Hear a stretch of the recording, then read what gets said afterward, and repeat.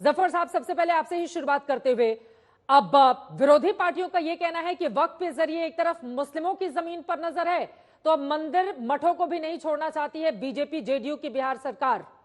ये किसी के सगे नहीं है, इस तरह के आरोप लग रहे हैं आप लोगों के ऊपर। देखिए, जो विपक्ष है आज का, वो बहुत ही इर्रिस्पॉन्सिबल बिहेवियर उसका है।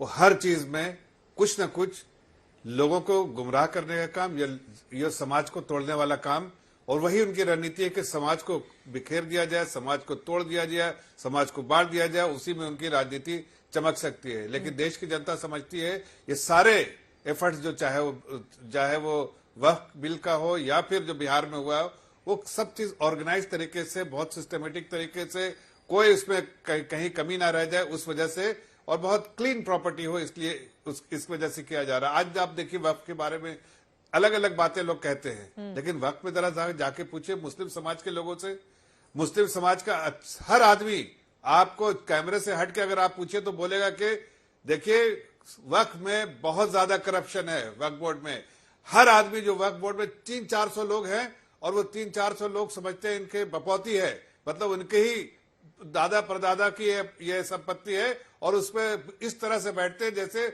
उनको ही राजपाट मिला है चलाने के लिए। अपने हिसाब से बेचते हैं, अपने हिसाब से, जबकि बेचने का उनको अधिकार नहीं है। अरे भैया, तो अभी क्यों याद आई जब पहले से अपने से बेचते हैं? 10.5 सालों से ज्यादा मोदी सरकार को हो गया है। अब जब आप वक्फ लेकर आएंगे तो पूछा जाएगा ना मंशा क्या है। कुछ लोग तो कह रहे हैं ये 240 सीटों का नतीजा है। क्या हिंदू मुसलमान कर रही है बीजेपी? चित्रा जी, रिफॉर्म्स करने के लिए कोई सीटों की जरूरत नहीं है। इच्छा की जरूरत है, पॉलिटिकल विल की जरूरत है। इच्छा शक्ति हो तो आप सब कुछ कर सकते हैं, और हम इसीलिए इस वक्त बिल को लाया है ताकि इसमें बहुत स्ट्रीमलाइन किया जाए। और गरीब मुसलमानों, देखिए एक मुस्लिम जो है डोनेट करता है, डोनर मुस्लिम है, बेनिफिशियरी मुस्लिम है। गरीब मुसलमानों के लिए डोनेट करते हैं कोई जिनके अपनी संपत्ति या जो इस लायक है कि डोनेट कर सके। अब उनकी संपत्ति को इस्तेमाल करते हैं ये जो सिर्फ 200-300 लोग जो माफिया है, लैंड माफिया, वक्फ बोर्ड में बैठे हुए हैं, उनके अलावा इसको बेनिफिट्स कहीं नहीं हो सकता। देखिए 9,40,000 करोड़ की 9,40,000 करोड़ की प्रॉपर्टी है। अब 9,40,000 करोड़ की प्रॉपर्टी आपको कितना पैसा देती है? 200 करोड़ सालाना।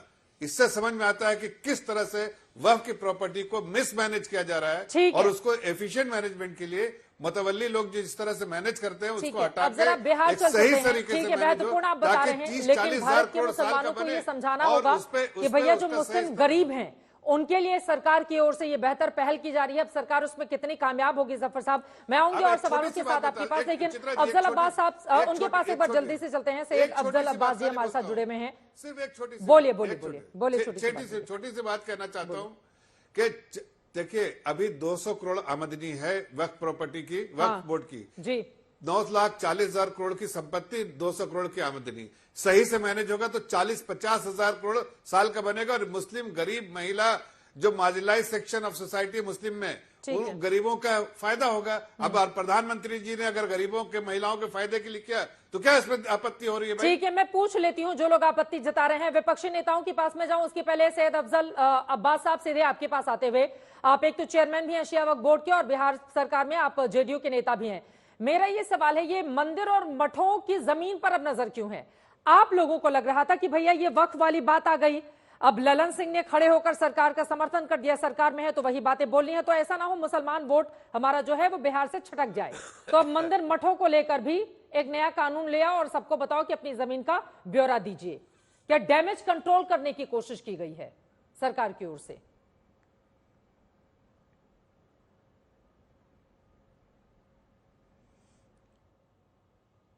अफजल अब्बास साहब, आपसे ये सवाल है। मेरी आवाज मिल रही है क्या आपको? आप तक आवाज नहीं जा रही है। एसटी हसन साहब, मैं फौरन आपके पास आ रही हूं। आप लोकसभा के पूर्व सांसद भी हमारे साथ समाजवादी पार्टी के नेता जुड़े हुए हैं, लेकिन मृत्युंजय तिवारी आपके पास आते हुए, अब अगर पारदर्शिता लाने की कोशिश की जा रही है, पहले तो अगर वक्फ बोर्ड में लेकर आओ तो मुस्लिमों का हक छीनना चाहती है, उनकी जमीन ले रही है, मुस्लिमों से नफरत करती है सरकार। अब मंदिर और मठों को लेकर कोई व्यवस्था की जा रही है तो आप लोग कह रहे हैं किसी की सगी नहीं है। अरे एक चरित्र रखिएगा ना, कहीं पारदर्शिता की अगर व्यवस्था की जा रही है तो आप लोगों को स्वागत करना चाहिए इसका कि पारदर्शी व्यवस्था हो जमीन को लेकर। तिवारी साहब, देखिए चित्रा जी, ये केंद्र सरकार की सोची समझी साजिश के तहत सरकार ये बिल ला रही है। और जिस बिहार के बिल की आप कानून की बात कर रहे हैं, ये तो पहले से बना हुआ है कि मंदिरों को, मठों को इसका पूरा विवरण देना होगा, रजिस्ट्रेशन कराना होगा। इसमें कौन सी नई बात है? और ये लेटर अभी तो कल जो है, जब वहां बिल ला रही थी सरकार, इसके बाद बिहार में ये पत्र को लाया गया, दिखाया जा रहा है, तो जून में निकला हुआ पत्र है। हाँ। इसमें सीधे तौर पर है कि संविधान की धारा 29, जिसमें हर धर्म को स्वायत्तता और स्वतंत्रता दिया जाता है, उस पे अगर कोई चोट करेगा, अगर उस पे गलत नियत से कोई काम करेगा, तो उसका विरोध होगा। सरकार इसलिए नहीं बनी है कि मंदिरों के, मस्जिदों के जमीन नापने के लिए, उनके साइज को नापने के लिए। सरकार का कहीं पर निगाह है, कहीं पर निशाना। ये किसी धर्म विशेष को टारगेट करके इस तरह से करते हैं। अब आप मंदिरों की बात कर रहे हैं, तो मंदिरों में, मठों में जितने जमीन है, वक्फ बोर्ड के जो जमीन है, वो सरकार चाहती है वो लेकर के हम पूंजीपतियों, उद्योगपतियों को दे दे। ये सरकार के मंशा पर सवाल है, सरकार के नियत पर कहीं पर निगाह है, कहीं पर निशाना। या आखिर सरकार चाहती क्या है? जो असली मुद्दे है उस पर बात नहीं हो रहा है। अरे असली मुद्दों की ठीक है। मृत्युंजय तिवारी जी अभी इसी पर रहते हैं, जिसको लेकर इतना हिंदू मुसलमान हो रहा है। मैंने अपनी रिसर्च टीम से बकायदा रिसर्च निकलवाया हुआ है, और रिसर्च ये बताती है कर्नाटका में भी सिद्धारमैया की कांग्रेस की सरकार ने बकायदा कर्नाटक कैबिनेट से मंदिर विधेयक पारित किया था, राज्यपाल के पास सहमति के लिए भेजा गया है, कुछ उसमें विवाद थे। इसके अलावा तेलंगाना सरकार की ओर से भी, केरला सरकार की ओर से भी, उत्तराखंड सरकार की ओर से भी मंदिर को लेकर कुछ व्यवस्था की गई थी, बाद में विरोध हुआ जिसको वापस लेना पड़ा। तो बिहार सरकार कोई पहली सरकार तो है नहीं, देश के अलग अलग राज्यों में इस तरह की व्यवस्था की गई है। तो अगर इंडिया गठबंधन के किसी राज्य में किया जाए तब तो बहुत बढ़िया है। अगर बीजेपी जेडीयू के राज्य में कर दिया जाए तो आपको लग रहा है निशाना साधा जा रहा है। उसी समय इसको क्यों दिखाया गया? ये तो पहले से कानून बने हुए हैं। हाँ। कोई नया कानून थोड़ी ना बना है चित्रा जी। हाँ। तो नया कानून जब मंदिर मठों को लेकर बना हुआ है, तो आप लोग ऐसा क्यों कह रहे हैं कि मस्जिदों पर सरकार की नजर है? फिर तो मंदिर मस्जिद सबको समान निगाह से देख रही है ना, जो बीजेपी दावा कर रही है। ये सरकार सिर्फ हिंदू, मुस्लिम, मंदिर, मस्जिद यही करने में लगी हुई है। इनको काम की बात, जनता वहां मर रही है, जनता भूखमरी, थाली खाली है जनता का, महंगाई से परेशान है, नौजवान परेशान, किसान परेशान, लेकिन हर विवादित मुद्दे को सरकार छेड़ती है और उस पर विवाद खड़ा करती है। ये सरकार की नियत रह गई है। ठीक है, 2 लाइन में आप जवाब दे दीजिए जफर साहब, इसके बाद में बाकी लोगों पर जा रही हूं। वो कह रहे हैं अहम मुद्दों से ध्यान भटकाओ, यही सरकार का एजेंडा बन चुका है। देखिए चित्रा जी, ये मृत्युंजय जी जो कह रहे हैं, ये अपने पार्टी के बारे में कह रहे हैं। इनका काम है कि सिर्फ MY, इनका जो तरीका है उसको खुश करने के लिए वोट बैंक की राजनीति करते हैं। मैंने तो बार बार कहा आपको, इनका राजनीति जो है सिर्फ डिपेंडेंट है कि मुस्लिम समाज को कहीं ना कहीं उसकी तुष्टीकरण करो और उसके बाद सत्ता में आ जाओ। लेकिन मुस्लिम समाज भी समझ चुका है कि देखिए इस तरह के तुष्टीकरण से उसका कोई लाभ नहीं होता है। सच्चर कमेटी की रिपोर्ट बताती है कि मुस्लिम को कोई लाभ ही नहीं हुआ। सारे पाप करें तो वो ठीक है। हम तो सिर्फ आपके आज सुनिए, एक मिनट बीच, अरे भाई सुन तो लीजिए, नेता तो 5 लाख नौकरियां भाई सुन लीजिए, बीच में नहीं रोकता हूँ, सुन लीजिए। बेरोजगारी दूर करने की बात, अरे सुन तो लीजिए। अरे मृत्युंजय, उनको बोल लेने दीजिए मृत्युंजय जी। मृत्युंजय बाकी जी, लोग भी इंतजार कर रहे हैं। बीच में नहीं बोला। हाँ। आप अपने समय में बोलिएगा ना, थोड़ा डिसिप्लिन तो रहिए। मैं ये कह रहा हूँ कि 12 करोड़ 80 लाख जो नौकरियां दी पिछले हम लोग 5-10 साल में जो क्रिएट किया, आप यूपीए से नहीं सवाल करते हैं? यूपीए के मेंबर थे ना आप। 2 करोड़ 80 लाख आपने नौकरियां 10 साल में बनाई, हमने तो लगभग 13 करोड़ 12 करोड़ 80 लाख नौकरियां बनाई। तो आप उसके बारे में क्यों नहीं चिंता करते हैं कि हम यूपीए के समय सिर्फ 2.8 और यहाँ 12.8 नौकरी नहीं? तो आप आप देखिएगा तब तो डेटा ऐसे गलत आंकड़ा अनएम्प्लॉयमेंट मत रेट दीजिए। 3.2 आ गया। प्रत्येक अनएम्प्लॉयमेंट रेट वर्ष 2 सबसे करोड़ ज्यादा कम नौकरी क्यों? का वादा था। आंकड़ा क्यों भाई? नौकरी आपका तो देखिए क्या सरकारी है? आंकड़ा जमीन पर है, रहते ये हैं। आपके घर का आंकड़ा अभी नहीं है। जमीनों पर रहते हैं, ये महत्वपूर्ण। दोनों ही ये तरफ कोई- से सरकार की ओर से, एनडीए की ओर से अपने आंकड़े जारी किए जा रहे हैं जी, नौकरी को लेकर, उधर से अपने आंकड़े जारी किए जा रहे हैं, लेकिन मुद्दे पर ही रहते हैं। अहम है मुद्दा नौकरी का, लेकिन जमीनों को हड़पने की क्या साजिश रची जा रही है, या वास्तव में जिस तरह की व्यवस्था है कि दूसरों की जमीन पर कब्जा कर लो और उसको उच्च न्यायालय में भी आप या सर्वोच्चतम न्यायालय में नहीं लेकर जा सकते हैं। वक्फ बोर्ड को लेकर इस तरह की व्यवस्था बनाई गई थी जिसको सरकार खत्म करना चाहती है। जेपीसी को बिल भेजा जा चुका है। मैं सीधे एसटी हसन साहब अब आपके पास आते हुए, आप सीनियर लीडर हैं, अगर सरकार कहीं पर भी पारदर्शी व्यवस्था कर रही है तो उसको लेकर इतना ज्यादा विरोध क्यों? देखिए चित्रा जी, सरकार पारदर्शी नहीं कर रही बल्कि इसे और धुंधला कर रही है। वक्फ के जितने भी कानून है वो सब पारदर्शी है। मैं पहले तो आपको भी ये बात बता दूं कि वक्फ में जो भी केस आता है पहले बोर्ड उसको डिस्कस करता है। बोर्ड अगर जो फैसला सुनाता है, अगर दूसरा पक्ष सेटिस्फाई नहीं होता तो वो ट्राइब्यूनल में जाता है। ट्राइब्यूनल सरकार के चुनिंदा लोग होते हैं, वो फैसला देते हैं। फिर भी सेटिस्फेक्शन नहीं होता है तो हाई कोर्ट जाता है।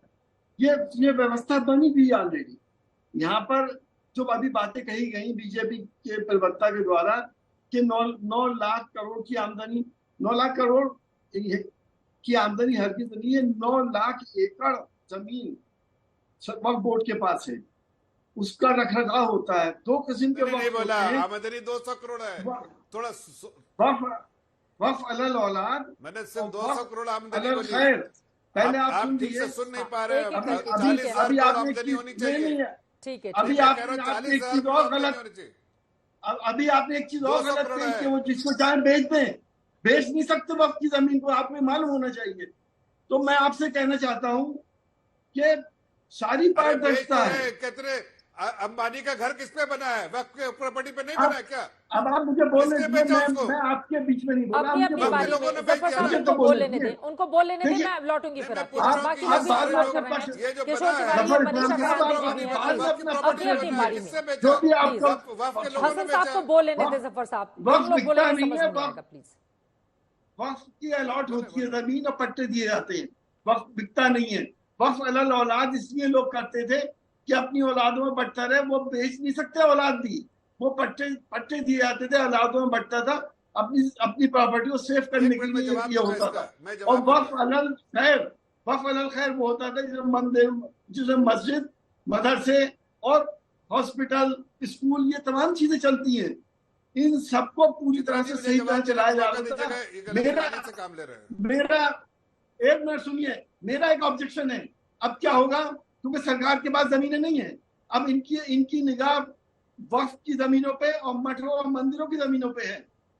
हम आपको ये बताना चाहेंगे कि सरकार ने जो कानून लेके आ रही है उसमें अगर कोई डिस्प्यूट होता है, और आमतौर से डिस्प्यूट होते ही है, और सरकारी जमीन के लिए डीएम का फैसला आखिरी होगा, और डीएम साहब वही फैसला देंगे जो सरकार चाहती है। कौन उसको चैलेंज कर पाएगा? साहब, इस मामले को अदालत में चुनौती तो दी जा सकेगी ना। डीएम अगर कोई गड़बड़ी करेगा, डीएम अगर कोई गड़बड़ी करेगा तो अदालतों का दरवाजा आप खटखटा सकते हैं। वक्फ बोर्ड या ट्रिब्यूनल अगर कोई गड़बड़ी करता है और मैं उससे सहमत नहीं हूँ तो मैं ऊपरी अदालत में नहीं जा सकती हूँ। अभी ये व्यवस्था है वक्फ की। हमें हमें ये मालूम, जो हमने अब तक समझा है कि डीएम का फैसला आखिरी होगा, लास्ट होगा, वो उसे कोई चैलेंज नहीं कर पाएगा। नहीं, ऊपरी अदालतों का दरवाजा खटखटाने की व्यवस्था इसमें की गई है। बिल्कुल, डीएम का फैसला। क्या ऐसा है, जितना मैंने कल किरण रिजिजू का पूरा भाषण सुना था, सही जफर इस्लाम साहब इसको क्लैरिफाई करें, क्या डीएम का फैसला आखिरी होगा या फिर ऊपरी अदालत में इस मामले को लेकर चुनौती दी जा सकेगी? देखिए, वक्फ ट्रिब्यूनल का फैसले को किसने कहा नहीं? कोई भी एक मिनट देखिए, यही सब चीज जो गलतफहमी फैलाते हैं। डीएम के पास जाके, चूंकि डिस्ट्रिक्ट मजिस्ट्रेट जो है अथॉरिटी होता है उस डिस्ट्रिक्ट में हर चीज के लिए, उसके पास जाके इसको रजिस्टर्ड कराना है। लेकिन अगर कहीं डिस्प्यूट है तो कोर्ट के दरवाजे खुले हुए हैं। किसने कहा कोर्ट के दरवाजे नहीं खुले? फाइनल अथॉरिटी वो कभी नहीं हो सकता है। डिस्प्यूटेड चीज के लिए डीएम फाइनल अथॉरिटी नहीं होता, कोर्ट के दरवाजे। दूसरी बात मैं आपको बता दूं, एसटी हसन साहब, आप भी जानते हैं कि वक्फ के प्रॉपर्टी को बेचा नहीं जा सकता, आप कह रहे हैं, लेकिन मैं आपसे पूछता हूं कितनी वक्फ के प्रॉपर्टी में बड़े बड़े घर बन गए। आप देखिए अंबानी साहब का घर किस पे बना है? वक्फ की प्रॉपर्टी पे तो बना है। आप भी जानते हैं, मैं भी जानता हूं, लेकिन कैसे बना है?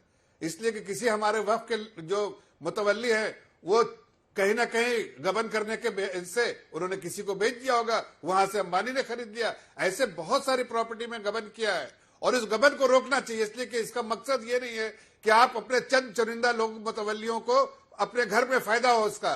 ये गरीबों का है, गरीबों का फायदा होना चाहिए। इस पूरे डोनेशन का मामला जो है कि डोनेट जो कर रहा है और वाकिफ के लिए, इसके लिए जो वक्फ के जिसका पर्पस है उसके लिए गरीब आदमी को मिलना चाहिए। यही प्रधानमंत्री जी की सोच है कि इसका फायदा गरीब लोगों को नहीं मिल रहा। आप सोचिए 200 करोड़ रुपया आमदनी है 9,40,000 करोड़ की संपत्ति में, जबकि 40,000 करोड़ आमदनी होनी चाहिए। अगर मेयरली 5% भी ले तो 45-50,000 करोड़ होने चाहिए। अब वो 50,000 करोड़ का अगर खर्च किया जाएगा तो किसको फायदा होगा? गरीबों का होगा। आप देखिए इससे पूरे में आमदनी बढ़ जाएगी, गरीबों का जो है जो आज फायदा नहीं हो रहा फायदा होने लगेगा। हाँ, नुकसान किसको होगा? वो 200 जो है मुतवल्ली और ये सब लोग जो है जो गबन किए हुए हैं, करप्ट लोग हैं।